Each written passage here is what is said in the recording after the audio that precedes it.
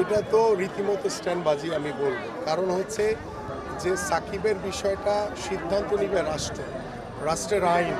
সেই রাষ্ট্রের আইন অনুযায়ী সাকিব যদি নিরপরাধ হয়, তার যদি কোনো মামলাগুলো রয়েছে সেগুলো যদি প্রত্যাহার করা হয় রাষ্ট্রীয়ভাবে, তাহলে সাকিব আসবে, সেখানে কারো কোনো সমস্যা নেই। এবং আমি একজন ক্রীড়াবিদ হিসেবে অবশ্যই একজন খেলোয়াড়ের যে সম্মান, তাকে সম্মান দিতে চাই এবং সাকিবের মতো একজন লিজেন্ডারি ক্রিকেটার বাংলাদেশের হয়ে খেলবে, এটা আমরাও চাই।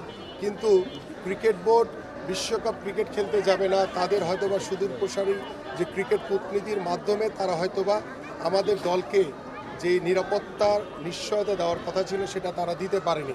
এখন তারা স্ট্যান্ডবাজি করে সাকিবের কথাটা, যেটি আপনাদের ভাষ্য অনুযায়ী যে সাংবাদিকরা প্রশ্ন করার আগেই সাকিবকে দেশে ফিরে আনার জন্য ব্যবস্থা করা হচ্ছে, এটি সিদ্ধান্ত তো ক্রিকেট বোর্ড দিতে পারে না। কারণ সাকিবের যে ইস্যুটা রয়েছে সেটা রাষ্ট্রের সাথে, রাষ্ট্রের আইনের বিষয় রয়েছে। সেই রাষ্ট্রীয় আইন অমান্য করে ক্রিকেট বোর্ডের কোনো এখতিয়ার নাই সাকিবকে ফিরে আনার। বাট সাকিবের মতো একজন লিজেন্ডারি ক্রিকেটার ফিরে আসুক, অবশ্যই আমরা কি চাই, কিন্তু সেটিকে আনতে হলে অবশ্যই রাষ্ট্রকে সম্মান দেখিয়ে রাষ্ট্রের যে আইন রয়েছে সেই আইনের প্রসিডিউরের ভিতরে সাকিবকে ফিরিয়ে আনতে হবে।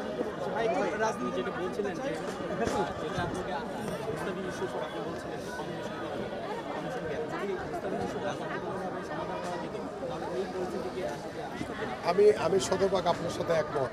আমরা মুস্তাফিজের ইস্যুটি নিয়ে আমরা সবাই বারবার কথা বলেছি যে ধর্মকে ব্যবহার করে মুস্তাফিজের মতো একজন লিজেন্ডারি পেস বলারকে কলকাতা থেকে রিলিজ করে দেওয়া হয়েছে। সেটা যদি মুস্তাফিজের বিষয়টা আমরা যদি ক্রিকেট বোর্ড, আমাদের ভারতীয় ক্রিকেট বোর্ড বা আইপিএলের সাথে যারা জড়িয়ে আছেন তাদের সাথে বসে কথা বলে যদি এটাকে সমাধান করা যেত, তাহলে হয়তো আজকে এই বাংলাদেশের ক্রিকেট বিশ্বকাপে খেলতে না যাওয়ার যে পরিস্থিতিটা তৈরি হয়েছে সেটি হয়তো নাও হতে পারে। এই জায়গা থেকে আমার কাছে মনে হয় যে আমার যে ক্রিকেট বোর্ড অত্যন্ত নির্বুদ্ধিতার পরিচয় দিয়েছে।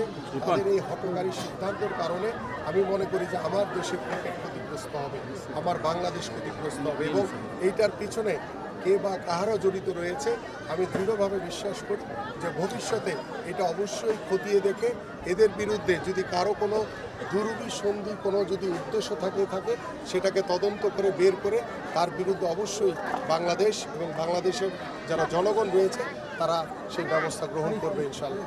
রিসেন্টলি যেসব ক্রিকেটার একটা বিশ্ব আন্দোলন করে পরিচালকের পদক্ষেপ নিয়ে শেষমেশ তিনি আমার তার পদ ফিরে পেলেন না। তো এই যে যে দায়িত্বে ছিলেন পুরো ঘটনাটা আসলে কী হচ্ছে আমার কাছে খুব যদি এক কথায় বলি ইটস ভেরি ফানি। কারণ ক্রিকেটাররা খেলা ছেড়ে ক্রিকেট বোর্ডের পরিচালকের পদত্যাগের জন্য খেলা বন্ধ করে দিবে, এটা যেমন শোভনীয়